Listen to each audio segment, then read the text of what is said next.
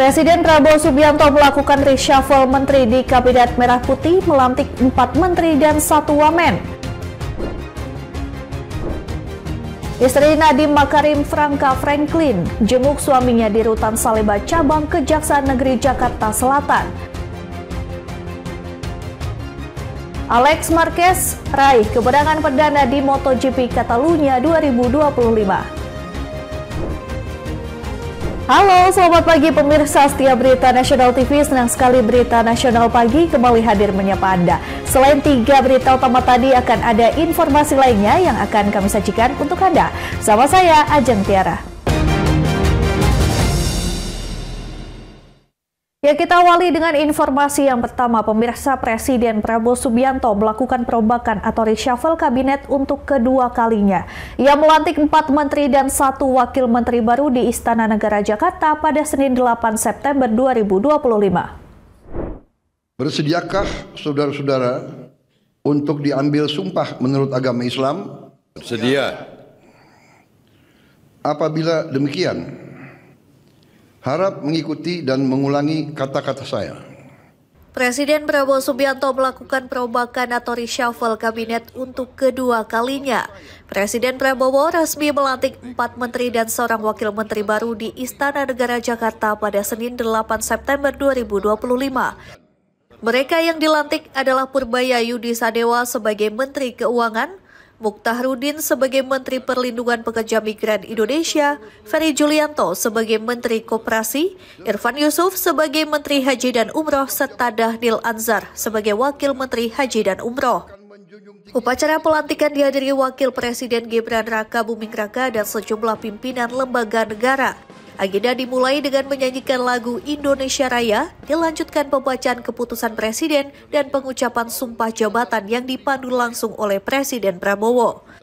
Presiden Prabowo mereshuffle 5 menteri dari Kabinet Merah Putih periode 2024-2029, yaitu Menteri Koordinator Politik dan Keamanan Budi Gunawan, Menteri Keuangan Sri Mulyani, Menteri Perlindungan Pekerja Migran Indonesia Abdul Qadir Karding, Menteri Koperasi Budi Aristiadi, dan Menteri Pemuda dan Olahraga Dito Aryo Tejo. Perombakan ini tercatat dalam Keputusan Presiden Nomor 86P Tahun 2025 tentang pemberhentian dan pengangkatan menteri dan wakil menteri. Dari Jakarta, Ajeng Tiara, Berita Nasional TV. Informasi selanjutnya, Ketua Komisi Yudisial Amzulian Rifai mengatakan 13 calon hakim agung yang akan diuji kelayakan dan kepatutan atau fit and proper test oleh Komisi 3 DPR RI merupakan calon yang memiliki kapasitas dan integritas yang memadai. Kami juga sudah memastikan apakah seorang calon hakim agung itu memenuhi kesehatannya. Ketua Komisi Yudisial Amzulian Rifai mengatakan para calon hakim Komisi Yudisial telah menempuh tahapan seleksi sebelumnya, mulai dari seleksi administrasi, kesehatan psikologi hingga pendalaman rekam jejak. Amzulian menjelaskan bahwa sebelumnya Mahkamah Agung membutuhkan 17 calon hakim untuk mengisi kekurangan, namun saat ini terdapat 13 calon hakim yang lolos seleksi. Ia juga menegaskan seleksi calon hakim agung dilakukan atas dasar kemampuan. Hal ini juga sejalan dengan amanat dari Presiden Prabowo Subianto yang menginginkan publik kembali percaya kepada lembaga peradilan. Ya, maka kami sudah melakukan itu semua, kembali kepada Komisi 3 untuk memutuskan. Dan tadi sempat ditanyakan, kita kekurangan hakim agung, 60 orang tidak pernah terpenuhi. Ini kok kenapa? Dari 141 yang calon, kemudian 17 yang diminta, KY kok hanya meluluskan 13? Ya, kami tentu bukan berdasarkan jumlah yang dibutuhkan, tetapi dasarnya adalah mereka yang lolos melalui tahapan-tahapan itu. Kenapa? Bapak Prabowo, saya pernah dapat pesan khusus dari beliau agar mengembalikan kepercayaan publik terhadap dunia peradilan. Ya, dan itu kami lakukan. Oleh karena itu saya yakinkan bahwa 13 calon hakim agung dari 17 yang diminta oleh Mahkamah Agung adalah mereka yang kami nyatakan zero KKN. Saya pikir demikian. Dari Jakarta, Natasha Alko, Anggada Agung, Berita Nasional TV. Pemirsa, pemerintah menegaskan kesiapan untuk membahas RUU perampasan aset bersama DPR. Menko Kumham IMIPAS Yusril Iza Mahendra menyatakan tak ada keraguan untuk segera melanjutkan proses legislasi tersebut.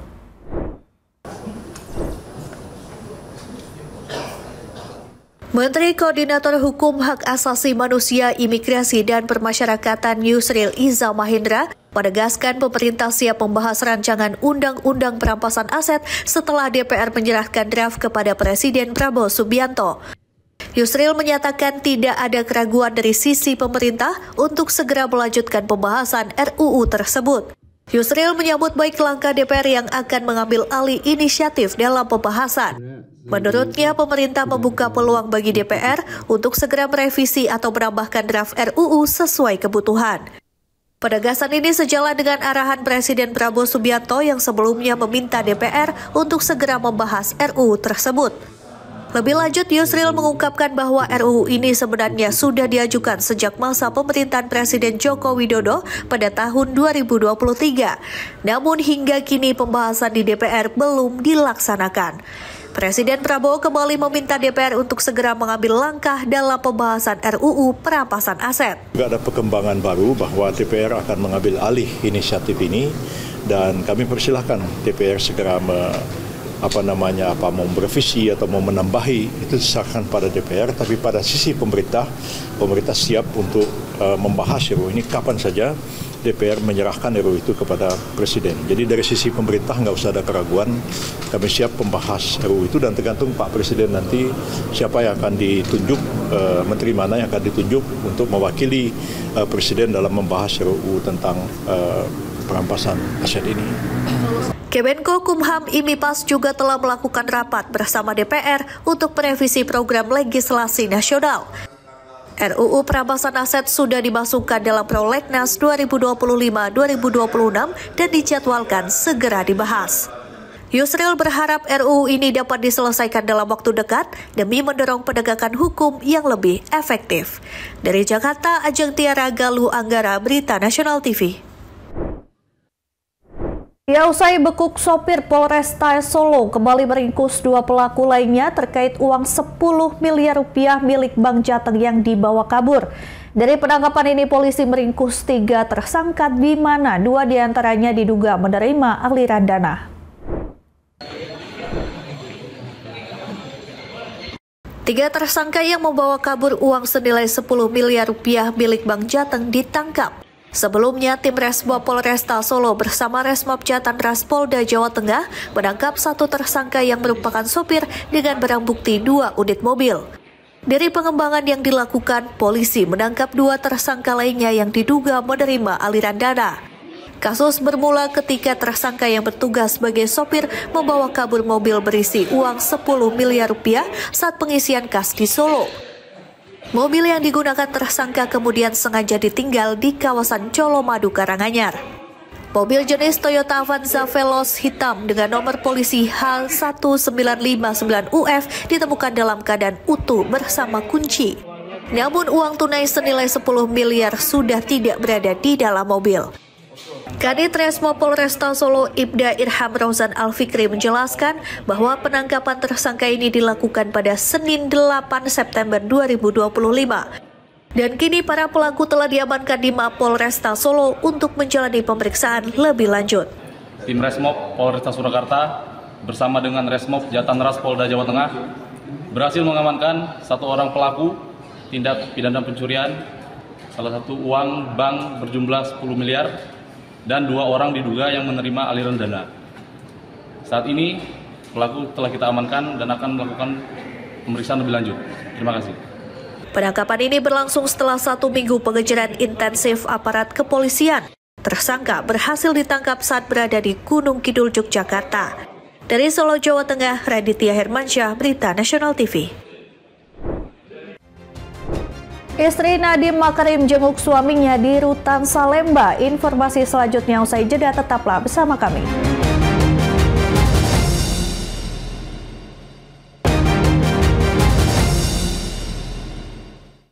Terima kasih Anda masih menyaksikan Berita Nasional Pagi. Pemirsa, tersangka kasus dugaan korupsi Pengadaan Chromebook Nadiem Makarim dijenguk keluarganya di Rutan Salemba, cabang Kejaksaan Negeri Jakarta Selatan. Tak banyak yang disampaikan pihak keluarga, istri Nadiem hanya menyampaikan ia datang membawa makanan kesukaan suaminya. Didampingi tim kuasa hukumnya, istri Nadiem Makarim, Franka Franklin, mendatangi kantor Kejaksaan Negeri Jakarta Selatan Senin siang. Kedatangannya untuk menjenguk sang suami yang ditahan di Rutan Salemba cabang Kejari Jaksel pasca ditetapkan sebagai tersangka dalam kasus dugaan korupsi pengadaan Chromebook oleh Kejaksaan Agung. Tak banyak yang disampaikan oleh istri Nadiem, dirinya hanya menyampaikan membawa rantang berisi makanan kesukaan Nadiem, samosa dan pastel buatan ibunda tercintanya. Franka pun menyebut kondisi Nadiem dalam keadaan sehat dan mengisi waktunya selama ditahan dengan membaca buku.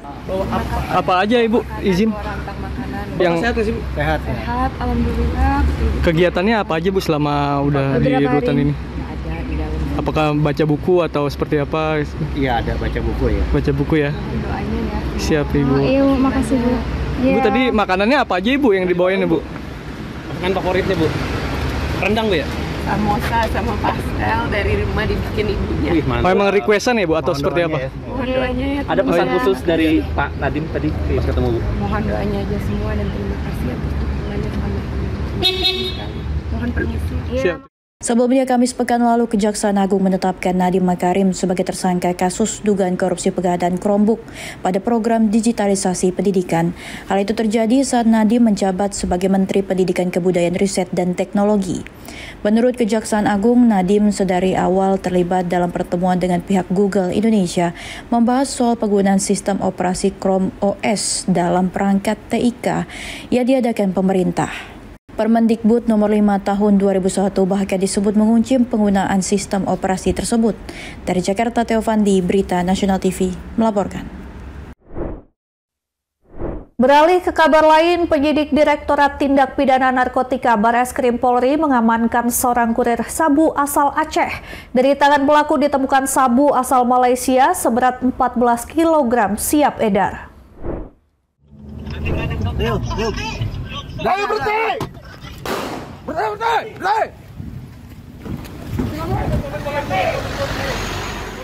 Inilah video detik-detik penangkapan seorang kurir narkoba jenis sabu berinisial MD di perbatasan Aceh dan Medan, Sumatera Utara, Senin dini hari tadi.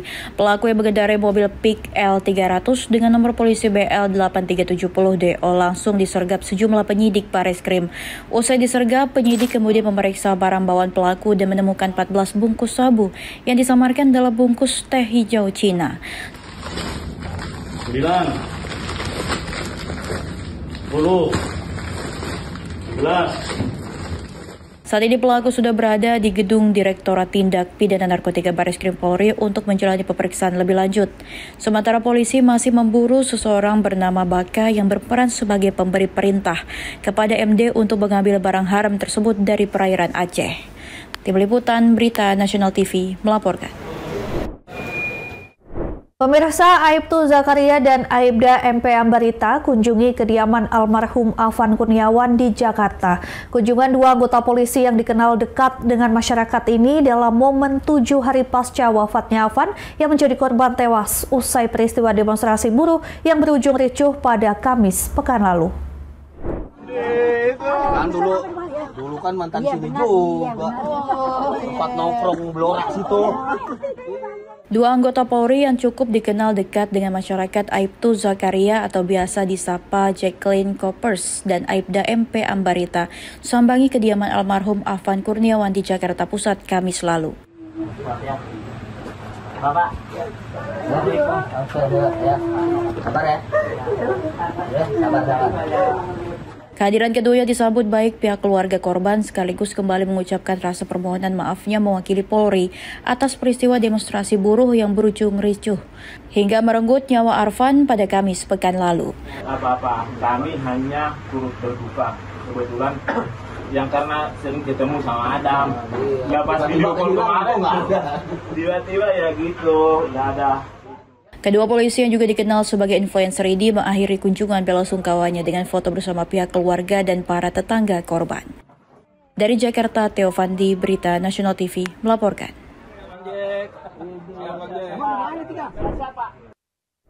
Informasi selanjutnya, pemirsa, tidak berbeda dengan daerah lain, kemeriahan juga tersaji di Pulau Dewata, Bali pada perayaan Maulid Nabi Muhammad SAW. Di Kampung Islam Kepaon dan Pasar, semarak perayaan Maulid Nabi Muhammad SAW semakin meriah dengan sentuhan tradisi khas yang syarat makna kebersamaan. Warga setempat menggelar pawai telur hias dan hitanan massal diikuti berbagai lapisan masyarakat. Kegiatan perayaan Maulid Nabi Muhammad SAW di Kampung Islam Kepaon dan Pasar, Bali diawali ta'aruf atau perkenalan keliling kampung. Suasana semakin semarak dengan penampilan tari tradisional rodat yang menggambarkan akulturasi budaya Islam dan kearifan lokal di Pulau Dewata. Yang tak kalah menarik, tentu saja karnaval kreasi telur hias berwarna-warni menjadi pusat perhatian warga, baik anak-anak maupun orang dewasa. Ketua Yayasan Masjid Al-Muhajirin Kepaon dan Pasar Fatur Rohim menjelaskan bahwa pemilihan telur sebagai simbol kesuburan, kemakmuran, serta kebersamaan dan kedamaian. Tradisi ini bukan sekedar perayaan seremonial, melainkan sarana mempererat persaudaraan antar warga. Selain pawai telur, panitia juga menyelenggarakan hitanan massal bagi anak-anak yang merupakan sunnah Rasulullah. Rangkaian kegiatan semakin semarak dengan tradisi potong rambut balita serta arak-arakan anak-anak yang akan disunat. Mereka diarak menggunakan kuda, replika burung hingga miniatur pesawat sehingga menambah nuansa unik sekaligus menyenangkan bagi peserta maupun penonton. Anak-anak yang mengikuti hitan juga didandani layaknya raja. Sebelum akhirnya pawai berakhir di halaman Masjid Al-Muhajirin Kepaon. Nah kan pertama untuk memeriahkan ada beberapa balai suci telur yang ada di sekeliling kita ini menandakan bahwa kita berbeda-beda. Kita lihat warna telur ini berbeda, tapi intinya adalah sama. Dia adalah telur. Bagaimana kita menjadi umat yang menyebarkan kebaikan, menyebarkan kedamaian, agar kemaslahatan kita di kampung dan pada umumnya di seluruh Indonesia kita menjadi kampung wilayah yang damai dan sejahtera.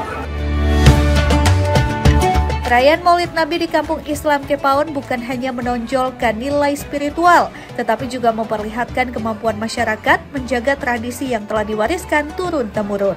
Kegiatan ini juga menjadi bukti keberagaman budaya di Bali yang tetap harmonis, meskipun masyarakatnya hidup dalam perbedaan agama dan latar belakang.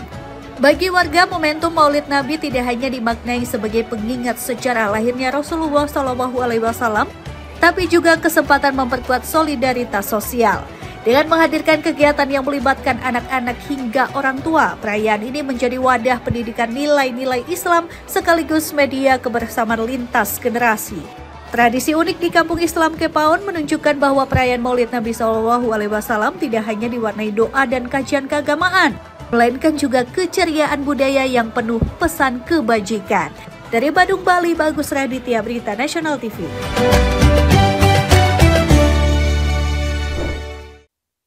Sementara itu, warga etnis Tionghoa Kota Medan merayakan Festival Hangrigos atau Cioko dalam agama Konghucu di Vihara Gunung Timur Medan, Sumatera Utara, Sabtu sore. Tradisi ini merupakan ritual memberi makan arwah nenek moyang dan leluhur pada bulan ke-7 pada penanggalan Tionghoa.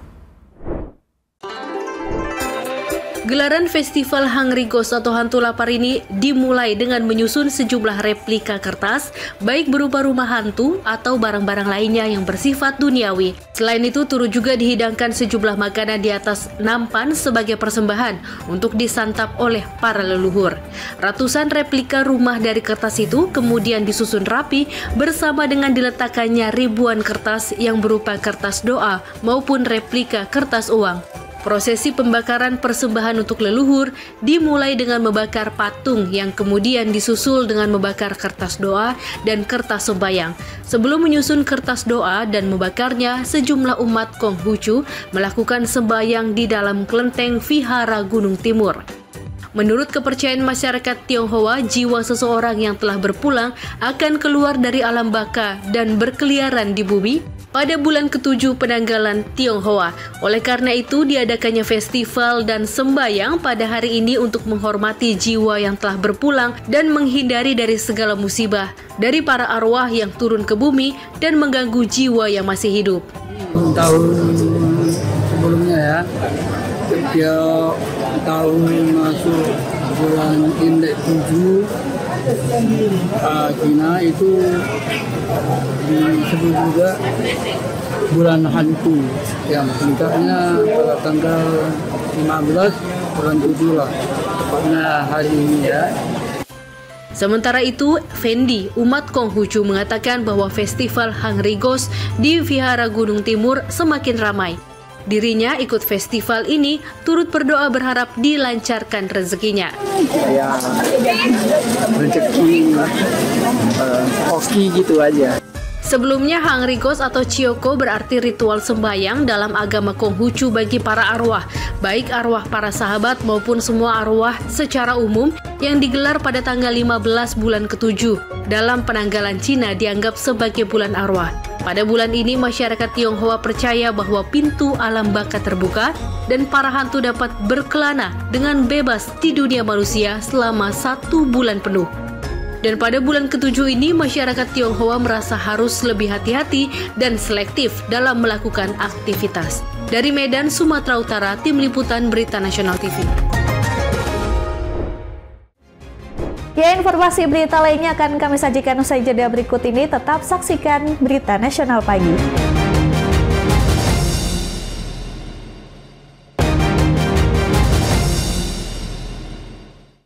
Terima kasih Anda masih bersama kami, pemirsa. Pembalap BK8 Gresini Racing MotoGP Alex Marquez merebut kemenangan perdana musim ini setelah finish terdepan pada balapan utama MotoGP Catalunya 2025 di sirkuit de Barcelona, Catalunya. Alex mengalahkan kakaknya Marc Marquez yang harus puas di finish kedua.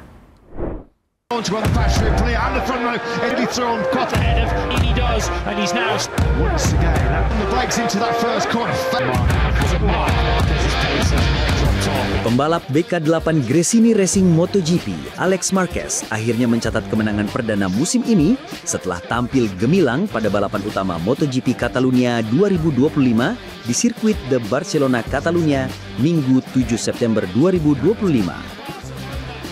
Ia finish terdepan setelah mengalahkan kakaknya sekaligus rival terberat, Marc Marquez, Ducati Lenovo, yang harus puas berada di posisi kedua.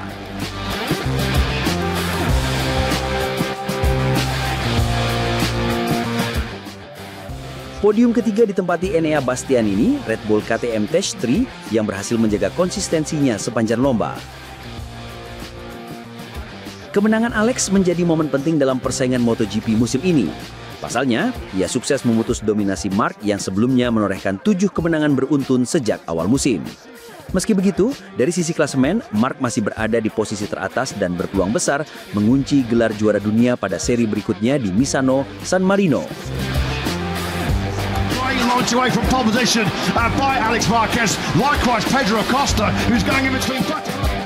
Balapan berlangsung sengit sejak lampu start padam. Alex yang memulai dari pole position langsung mendapat tekanan dari Marc di tikungan pertama. Sang kakak berhasil menyalip dan mengambil alih posisi terdepan. Namun, Alex tidak menyerah begitu saja. Dengan strategi matang, ia kembali merebut posisi puncak pada lap keempat. Sejak saat itu, duel kakak beradik Marquez menjadi pusat perhatian. Kedua pembalap saling berkejaran dengan jarak tipis, menciptakan tensi tinggi hingga lap terakhir.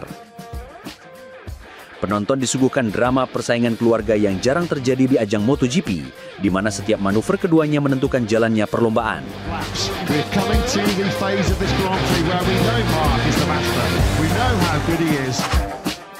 Di belakang mereka, persaingan tak kalah menarik terjadi antara Pedro Acosta, Red Bull KTM Factory Racing, dan Bastianini. Setelah berulang kali saling salib, Bastianini berhasil memenangi duel untuk mengamankan posisi podium. Sementara Acosta harus puas finish di urutan keempat meski sempat mengintip peluang naik podium. Pembalap Ducati Lenovo, Francesco Bagnaia, masih belum menemukan performa terbaiknya. Juara dunia 2 kali itu hanya mampu mengakhiri balapan di posisi ke-7, memperpanjang tren negatif yang dialaminya sejak beberapa seri terakhir.